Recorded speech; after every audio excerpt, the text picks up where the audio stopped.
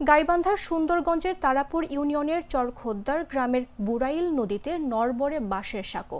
এই সাঁকো দিয়েই প্রতিনিয়ত পার হচ্ছে ২০ গ্রামের কয়েক হাজার মানুষ, ফলে প্রায়ই ঘটছে দুর্ঘটনা। এ পর্যন্ত সাঁকো থেকে পরে ২ জন নিহতও হয়েছেন। এছাড়া রোগীদের হাসপাতালে আনা নেওয়ার সময় বিপাকে পড়তে হচ্ছে স্বজনদের। এলাকাবাসী বহুদিন ধরে খালের উপর সেতু নির্মাণের জন্য জনপ্রতিনিধিদের দ্বারে দ্বারে ঘুরছেন। স্থানীয়রা বলছেন, দীর্ঘদিন হলেও সেতু আর হচ্ছে না, শুধু আশ্বাসই দিয়ে গেছেন জনপ্রতিনিধিরা। সেতু নির্মাণের কোনো উদ্যোগ নেওয়া হয়নি। স্থানীয়রা কয়েক মাস পর পর নিজ খরচে সাঁকোটি মেরামত করছেন।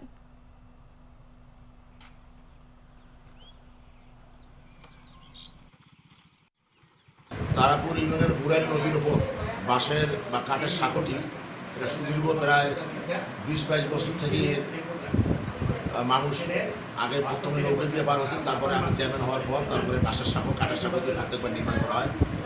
এবং পানার কারণে মূলত থাকে ব্রিজ বুঝেন থাকি, পানা আসার কারণে বৃষ্টি বারবার নষ্ট হয়ে যায়।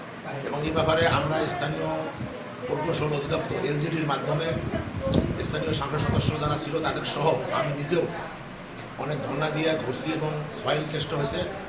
আশা করতেছি বরাদ্দ আসলে আগামীতে ইনশাল্লাহ হবে।